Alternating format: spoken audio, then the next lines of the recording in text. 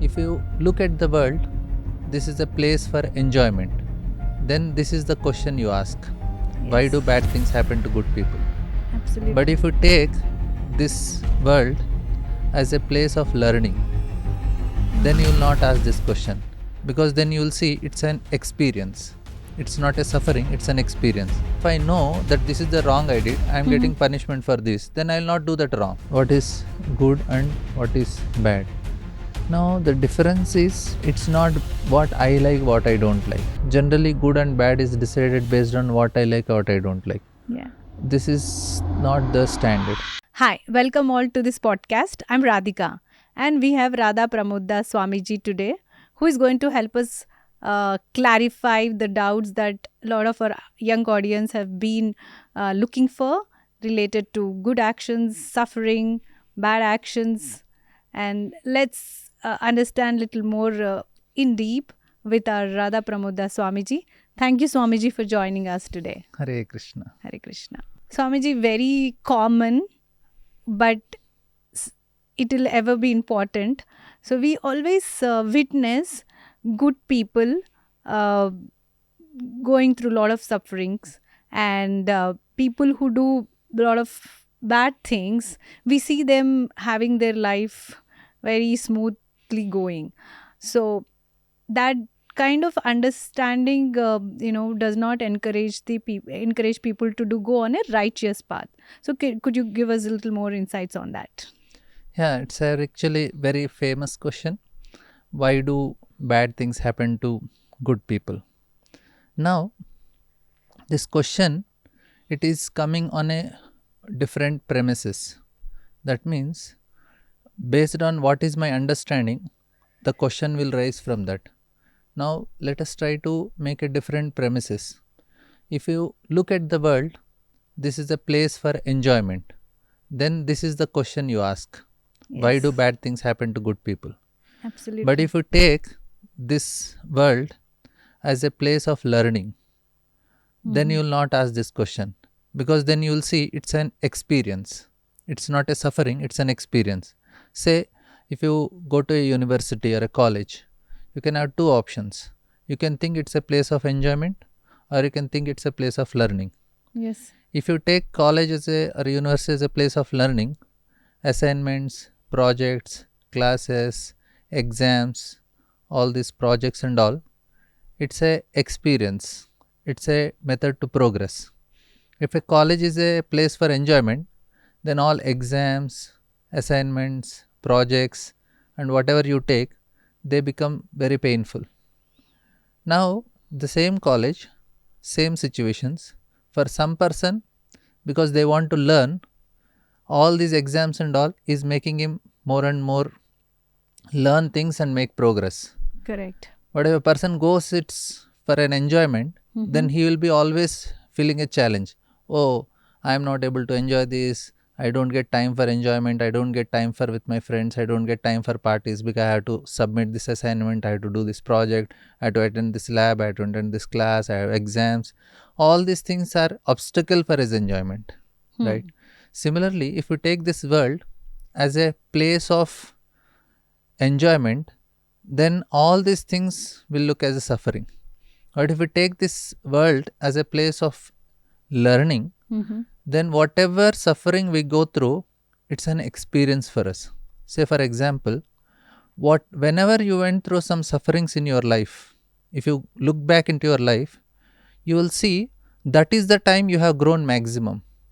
That experience made you become more mature and had made you learn so many things, understand the world in a better way. That is the time you made max. Now, when you look back, that is, you feel, oh, it was a good I went through that situation. You will feel. Yeah. Now, for example, say you are very small, maybe 4 5 years old, that time your toy broke or somebody cheated you in your video game. They did not let you play in some and your teacher did not give you proper marks. She reduced 1 mark from your test. And it was a big crisis. Yes. And you felt, why God, how did she do it to me? Why did she do it to me? And no, you could not eat also and you could not sleep properly. But now you look back the same situation, You don't feel that. Yeah. You say, oh, it was so silly. Why I was so upset with that. This is actually what happens when you go through some tough situations in life. When you accept it as a learning experience, you start growing. You become more mature. And in that way, you make progress.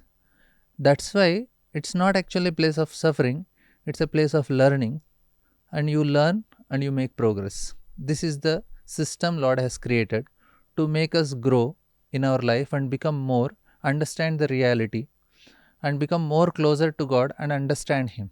When you learn in this way, you start becoming closer to Lord and you'll understand. So it's the question is, why do bad things happen to good people? No. If you take it as a place of learning, then every suffering or it's an experience for you. Lord want you to go through certain experiences to teach you certain things about the realities of this world. But what about people who do bad actions and then still be very happy? They don't go through any suffering, they hurt others, they do all the bad deeds and still they're very happy. So when we see that, we feel like okay, we should take the same path because they have a smooth life. They are much happier than us. So that's the kind of encouragement we get whenever we witness that kind of people and the deeds. Yeah, that is also there. What happens is, if anybody is going through any situations, Mm-hmm. they are going through certain situations, sometimes which they have paid already for it, or they are going to pay for it. Say now I am in a hotel and I paid for the hotel for Okay. 1 week. I am staying in a 5-star hotel. Okay. Now I paid for it. So I am enjoying all the facilities for it. Now in the hotel, the activities which I am doing, they will do, they will decide what I am going to be after coming out of the hotel. Say if I am doing some business and dealing with somebody and trying to cheat them, and now may say, Are he's cheating, but he's still in a 5-star hotel. Yes, because I paid for it. Okay. That means the enjoyment which they are getting now is the payment which they made before. But now whatever they are cheating or doing wrong, they are going to pay for it later. The reaction is going to come later. That means we should know that every action there is an equal and opposite reaction. Actually, a little more reaction. It is not. More. It is not free. Oh, okay. Any enjoyment we take in this world is not free. Either you pay now or you pay later, but payment is there. Similarly for pleasure, similarly for pain also. I give pain, I had to take pain. If I give pleasure to somebody, I get the pleasure back. This is the law. Now, if somebody you are seeing that this person cheated so many people, he has uh, he has robbed or he has done so many ghotalas or scams and all, still he is a Happy. minister and he is very prosperous. Yes, this minister and prosperity is the payment which he did some good deeds in the previous life or some other time. That is what he is in that situation. Now say like I'm in a flight. Now I'm in a flight, I'm getting the facility of the flight, I'm getting some food to eat, nice air conditioners, this, that, so many things. Now that is already fixed. I took a flight to Mumbai. I'm going to get down at Mumbai. But in the flight, I bet somebody, I did some very mischievous things, and I try to, uh, overeat there. Mm-hmm. Now the reaction is after you get down from it. You get stomach upset, or you will get some police may be waiting for you or something like that. So the reaction is always there. Okay. So you're trying to say that whether somebody witnesses or no, irrespective of somebody's seeing or no. So once their time comes, or once it is time for them to pay and come out of the luxuries that they already have, they will definitely go through. So when any deed we do, we pay for it in the future, or we cherish it now because we paid in the past. So does it apply for the same bad things? So is it implying to the same thing? Let's say if we did something bad in the past, but now I'm doing good. So is it implying that my present suffering is because of my past deeds that I did? Yeah, yeah, definitely. Like whatever we are going through is the reaction of what I did in the past. that is definitely there. But we do not have any proof for us to understand, because we keep thinking, I didn't do this, I didn't do this, why am I getting this? We don't remember anywhere we hurting somebody else, and we didn't do any of the things that we are suffering today. So our memories, even though we think, we can't recall of something like that, so it keeps us bothered. So is there any cogent evidence in the scripts or somewhere for us to know that yes, it is our suffering right now is one because of the perspective, as you said, it is either the learning or the experience that we see it that way, or is it because of the lack of understanding that we had and we just live in the flow? See, here the point is, now it can be asked in another way also, the same question. Yeah. Say, like, okay, I did something wrong and I am punished for my wrong deed. Okay. Now, the point is, I don't know what I did wrong, but I am getting punishment. Oh. Then the question is like, okay, if I know that this is the wrong I did, I am getting punishment for this, then I will not do that wrong. Yes. So It's that is, easy. yeah. So the question can be, okay, I did some mischief in the past life or this life. If I remember and I'm getting a reaction for it, then immediately I know. Like, say, I did not do homework and teacher bet me. So when teacher gave punishment, then I understood, okay, I didn't do my homework, I did a mistake, and teacher is giving punishment to me. So it becomes very clear. But in this case, so many times we see that I am getting punishment. I am getting in a bad situation, bad health, bad body, bad environment, bad circumstances. Now, failures and all these things, insults and all, we say it is your bad karma. Now the question is, okay, if it is my bad karma, I should also know now what I did wrong. Correct. Now here the point is that it is not the mistake what Lord want to correct. Okay. He want to correct the mentality of the mistake. He Okay. wanted to correct your mentality. He said, don't do wrong. That's all. I may Okay. have done it, the details may be varying. Like what I did, whether I did cheating, whether I did this, whether I did this. The mentality itself is wrong. So Lord is not very worried about this punishment, this activity, this punishment, this activity, this punishment. No. Lord is more concerned, or whatever, material nature, the laws of nature are more concerned about the changing the mentality of the person. So now I know that my situation is because of my wrong deeds. Now let me be careful not to do wrong, so that Okay. I'll not end up in the same situation. It's not what situation what mistake I Okay. did.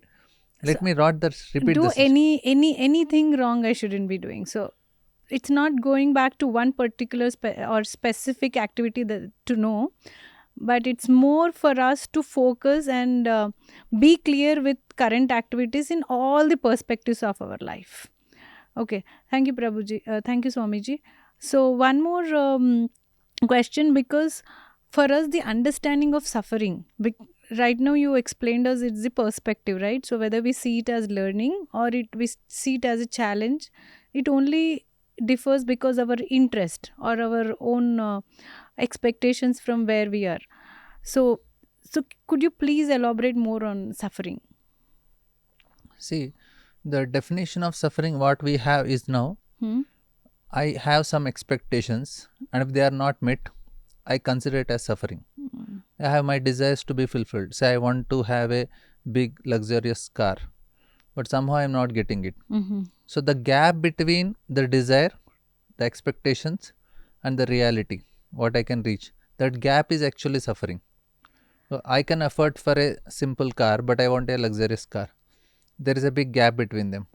So that gap is actually suffering. I am not able to get it.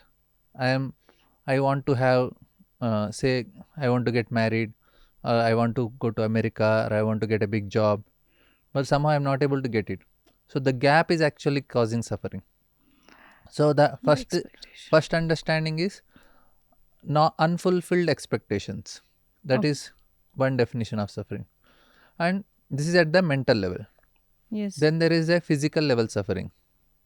Say that I am not getting good health, or my health is not up to the mark. I am not able to eat certain way or do certain way. So that is also some expectations with the body not fulfilled. That is also suffering. So this is a physical level. And then there is an emotional level. That is my relationship. I am expecting something from the people around me.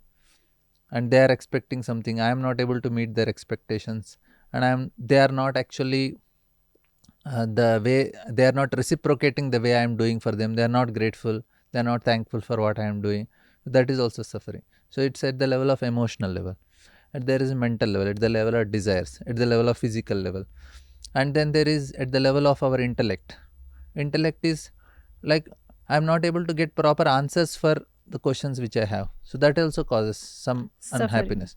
So suffering basically is, I have some expectations and unfulfilled, it is considered suffering.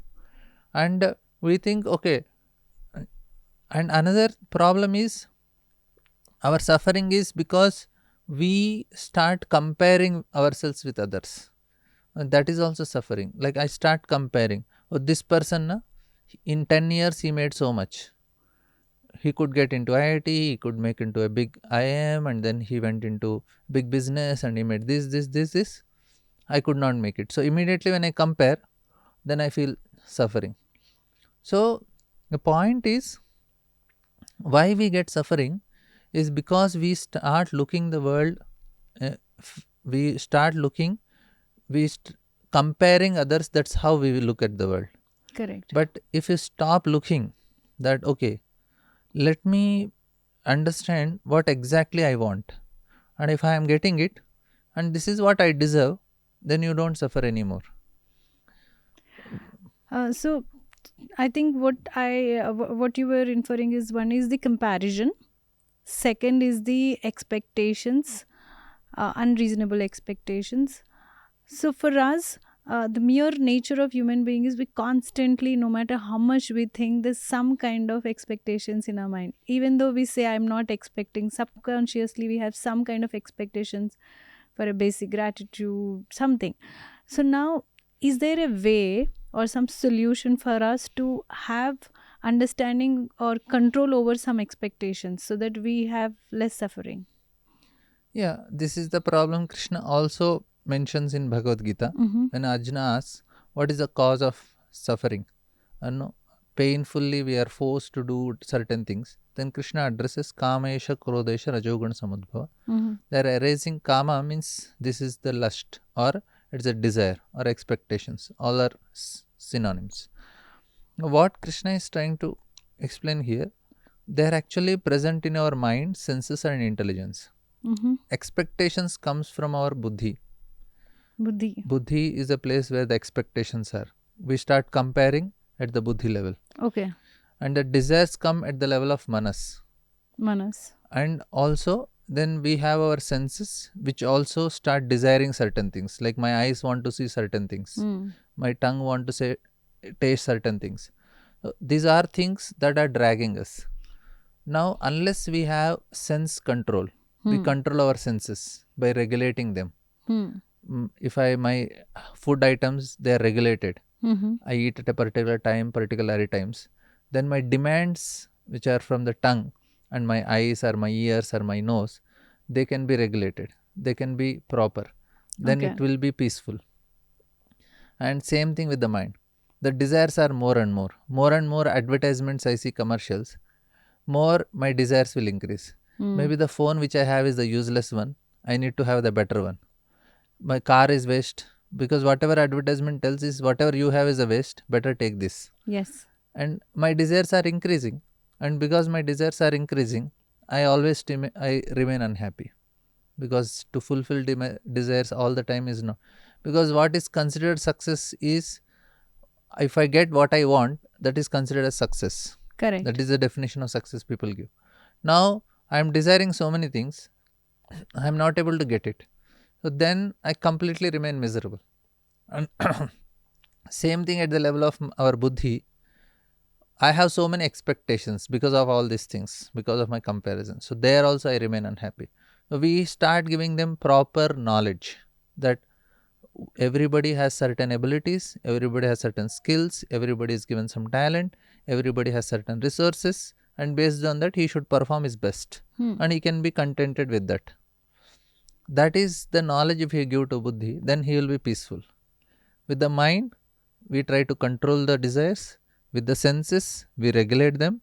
With the buddhi, we give them proper knowledge. So in that way, we can control our suffering. Otherwise, it just go on increasing. So the process to control suffering is what is recommended, because this is a question Arjuna is asking, and Krishna is giving this recommendation. Control your buddhi by giving them proper knowledge, telling who we are, what we are, and what we are meant for. At the level of manas, you have to control your desires, and the process is meditation process for the mind, and for the senses you have to regulate it. You give it proper time, proper things. Otherwise, at the middle of the night at 2 o'clock, people will feel, I think I should eat now vada pav or mirchi bhaji or something, and then at 12 o'clock they are going to hotels and eating. It happens all the time with people. These days it's very common. We have Swiggy, so we keep whatever we wish, we are doing it. I mean, it's not regulated. That is the cause of the suffering which we are having. Unregulated life is a cause of suffering. It demands more and more, and we don't come to that expectations. It causes suffering. Okay, Prabhuji, in the same thing, is there a possibility or to be with no desires? It is not possible to be without any desires, because we are meant to desire. But we should, instead of desiring wrongly, of course, people try. There is a method. People try for that. They want to be desireless, Yes. and which is like creating some vacuum in the brain. But that type of practice is not very much recommended. Okay. What is recommended is, instead of becoming desireless, you try to cultivate a proper desire, Okay. which will make you in a right direction. So instead of eating anything and everything, you have to, I'll say, okay, I'll not eat. But that is artificial.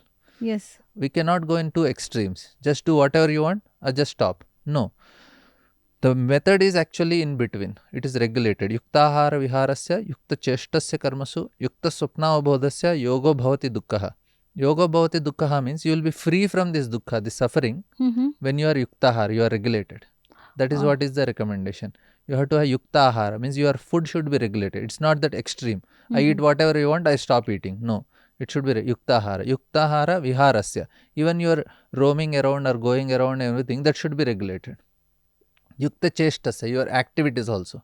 Yukta swapnavabodhasya, that means your sleep also should be regulated. Not you are sleeping at 2 o'clock and waking up at 8 o'clock. No, that's not regulated. There's a regulation. So that actually what is Krishna is recommending. Yogo bhavati dukkha. You will be free from suffering. That's a yogi. Who is regulated is a yogi. You can be a yogi being a corporate employee, and you can be working in a corporate office, still be you can be a yogi if you are regulated. Yeah. So so you have given us a very good understanding about the suffering part, where it causes because of the desires and non-regulated senses. So now, besides this, Swamiji, is it possible for people to be happy all the time? Is that possible, Prabhuji? Yeah. People, if they are regulated, what I said, Krishna is giving this knowledge in Bhagavad Gita, how a person can be happy. Happiness comes with peace. If a person is peaceful, then only he can be happy. Okay. Asantasya kutasukam. Krishna is saying, without peace you cannot be happy. Happiness is very much proportionate to how much peaceful a person is.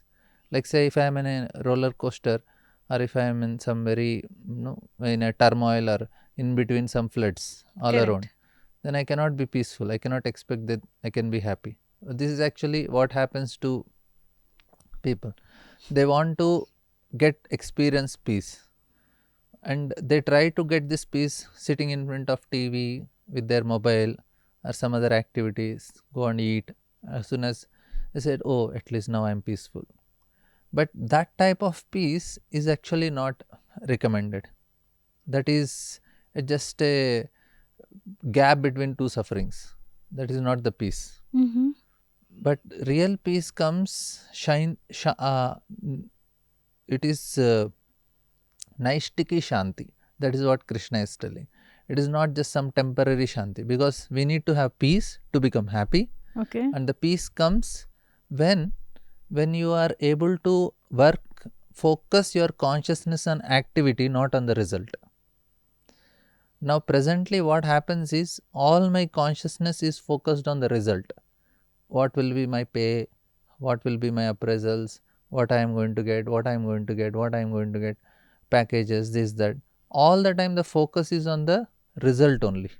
Because the focus is on result, the consciousness is on the result, it is actually the cause of pain. But if I am focus is on the activity, I am just focusing on the quality of my activity, that gives me free from the suffering. That is the recommendation. That is what is Krishna calls as Nishkama Karma Yoga. You are focusing on the activity, not on the result. This is a very big art, and it's actually not so easy. To hear it looks very simple, but to apply it's not very easy. As soon as you start doing activity, the motivation is the result only. Yeah, that's Because true. what happens is most of the people don't like the activity which they are doing. The motivation for that activity is the result only. I don't like the programming I do. I don't like the job I am doing, but still I do it because I know at the end of month I'll get my paycheck and my account is something comes in my account and I am happy with it. But I am not happy with what I am doing. That's why I am not able to put my consciousness there. My consciousness is most of the time in the result only, and that is the cause of yukta. Krishna is telling you have to be connected to the divine consciousness. You have to focus on the activities. Then you'll have naishtiki shanti. This is what actually Krishna recommends. The happiness formula is where you are focusing your consciousness. That is the cause of stress, because basically people want to be controllers.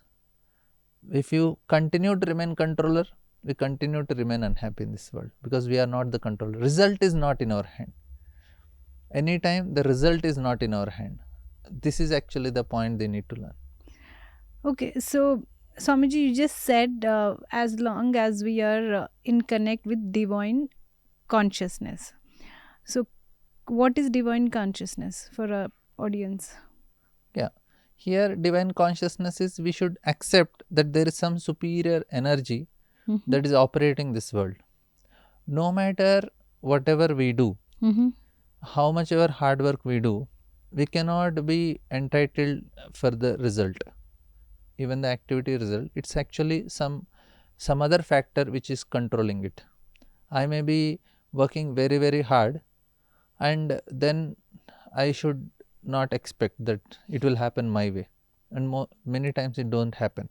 Like say the person who got the first rank in AR1, maybe in NEET or JEE. Now he cannot just say that I did the most hard work and none of them people below me, the top 10 rankers below me, second to 10th, or even say 20th rank, they did not work hard, I only work hard. You cannot say, because there are people who got 20th rank or 30th rank, he might have worked more harder than the first rank also. There is possibility. Yes. And there is possibility that somebody worked less hard, like say I got the questions, I just prepared something, and that questions only I got which I prepared, and this person he prepared everything and he just left 2-3 questions and that only came in the exam. Correct. No, why this happened? No, 95% I prepared, and the 5% I didn't prepare, and questions came from that 5%. This person only prepared 10% and all the questions came in that. So we say is lucky.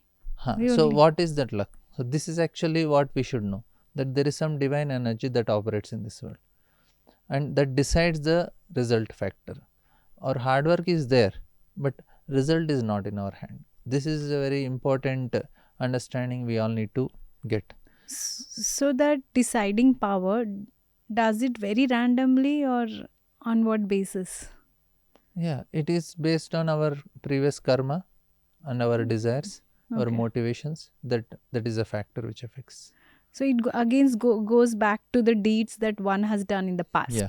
If he has very good deeds, then he is definitely going to be successful in all his endeavors. He made an endeavor, and the success is not because of his endeavor. Success is because of his deeds. Okay. You do an endeavor, but you have good deeds, your endeavor will be successful. Swamiji, how do we understand or have the wisdom to know what is good or bad? Yeah, this is a very important question to know what is good and what is bad. Now, the difference is It's not what I like, what I don't like. Generally, good and bad is decided based on what I like, what I don't like. Yeah. This is not the standard, because now, say in 1960s, just I'm giving some example. In America, abortion is considered illegal, Yeah. and in 1980s it became legal. Mm-hmm. And 1980s, then the same sex marriage was illegal, and Mm-hmm. now it is legal in America. Now same thing. Now what was wrong in 80s became right in 90s. Mm. What was wrong in 60s became right in 80s. That means what? That time why it is wrong, why it is right now? Because some people came and decided it should be right, it became right. Now if we take that as a basis, based on I like, I don't like, then the whole society will come and decide one fine day, okay, let us all decide robbing each other is right. Will robbery become right because everybody decided? The Mm. constitution changed. This is the problem with the modern society. They don't have any basis. For us, the basis is Tasma Shastra Pramanante Karya Karya Vyavastito. We have to base what is right, what is wrong based on the Shastra. Tasmad Shastra Pramanante. The Shastra decide, the scriptures will decide Karya Akarya Vyavastito. What is right, what is wrong. Mm-hmm. Karya Akarya means right and wrong activities. So the right and wrong activities are decided based on the scriptures. So if the scriptures are telling, because scriptures are called Apaurusha, they don't change. What Bhagavad Gita is telling 5000 years back, now also it is telling. Not that you Mm-hmm. are making some changes in Bhagavad Gita. Mm. It gives the same universal principles, and by living by it, many people have made success. Krishna himself, Baho Jnana Tapas. Then many people in the past, Puta Madbhava Magata, they have achieved success and they have attained divine. Mm. Now, we also should follow the same standard. Instead of making our own rules based on our convenience, better take the standards which are given in the scriptures and live a peaceful life. And people who have practiced it, they attained success, they were very peaceful. We can also do in the same way. Instead of deciding our own right and wrong, today for me what is right, like eating night 12 o'clock is right for me. It was not right when I was small in the school times. We had to sleep by 9 o'clock and wake up morning. But once I came college, it became right. Now why it was wrong and why it is right? So time. So you're saying that with the time things are changing. Right is becoming wrong. Wrong is becoming right. But according to the scriptures that we have, I mean, there's no time bound. It's ever the same. Yeah. So the rules that are given are very universal rules.